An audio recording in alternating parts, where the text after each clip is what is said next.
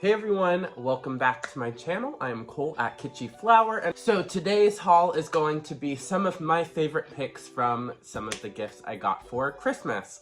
Now obviously all of these picks are vintage. I won't be showing any of the other gifts that I got really that aren't, but did get some really fun things this year. Thought I would show off some of the fun ones that I am putting obviously in my own vintage collection. Now I got some cool vintage clothing as well, but I won't be showing those in today's video, just kind of the little trinkets, the little this and that, honestly, today. But without further ado, let's get into it. Thanks so much for being here, and Happy New Year's, everyone. Alright, so for starters today, I'm actually going to start off with this little Kittle house. Now, I actually bought this one for my own, for myself this year. Now, I actually recently sold the same exact little house, but the one I sold had a little bit of damage. I had some scribbling on it.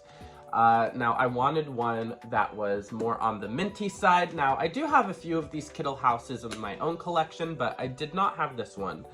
But I really like the size of this one. I have been known to carry these around as little travel bags when I'm out and about shopping, so thought this one would be really cute to tote around as well. I like the more smaller dimensions of it, and of course, the graphics are absolutely fantastic on these. I think this one is from, I mean, definitely mid to late 60s. I'm trying to see if there is a date in actuality on it, which I do not see an actual, 1967. So that is the date on this one, as you can see on the back. So, first little item. The next item is actually from my, well, technically not vintage, but vintage inspired, I should say, is actually from my little cousin Hannah. Now, she is actually a art school teacher, so she went ahead and did the Kitschy flower face for me on this really sweet little ceramic mug. And of course it says, Merry Christmas 2023 on the bottom. Now, I won't be using this one actually for like coffee or anything. I'm honestly just going to use it for like pens or pencils, just kind of have on the desk, but thought I would include it since it is Kitschy flower adjacent. So that one is really fun. And speaking of things to drink out of, also being from 1967, we have a Twiggy Thermos. So this one actually originally came with a lunchbox back in the day. Now, I have been on the hunt for this thermos for a little bit now. This one is in very nice shape. This one is actually from my mother, but still has the lid and everything. Like I said, marked 1967. Absolutely love the graphics. Of course, it says Twiggy. Too fun on these. So still after the matching lunchbox, but I'll find that eventually. And speaking of Twiggy, we have a theme. I actually ended up getting this awesome Twiggy board game by Milton Bradley. Got this from the partner. Has all of its pieces on the inside, which is really fun. I'll show the little board game it came with because the graphics on it are really, really good. But, oh my gosh, look at how fantastic. So, definitely geeking out. Might honestly think about trying to frame the actual game one of these days, but until then, I am just going to enjoy it as it is. Even comes with the little amazing little game pieces. All in great shape, still with the cards and all. One of these days, I'm sure I'll play it, but just thought I would show off nonetheless. It currently lives in my little Twiggy cabinet, and here are the instructions of the game. if anyone needs on the inside of the box. So yeah, really excited about this one. It has been on the list for sure for quite some time. And speaking of from the boyfriend, I was very fortunate to actually get finally a vintage Blythe case. Now I've been on the hunt for one of these for a little bit now.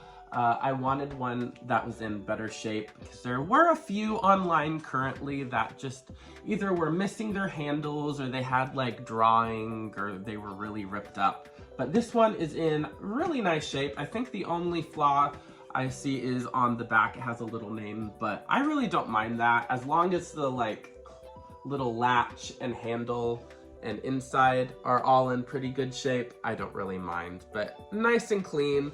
This is a little bit out of order, but that's an easy fix if need be. But definitely really excited to get this one. I do believe this is marked, yeah, 1972, obviously by the Kenner Toy Company. So really fantastic.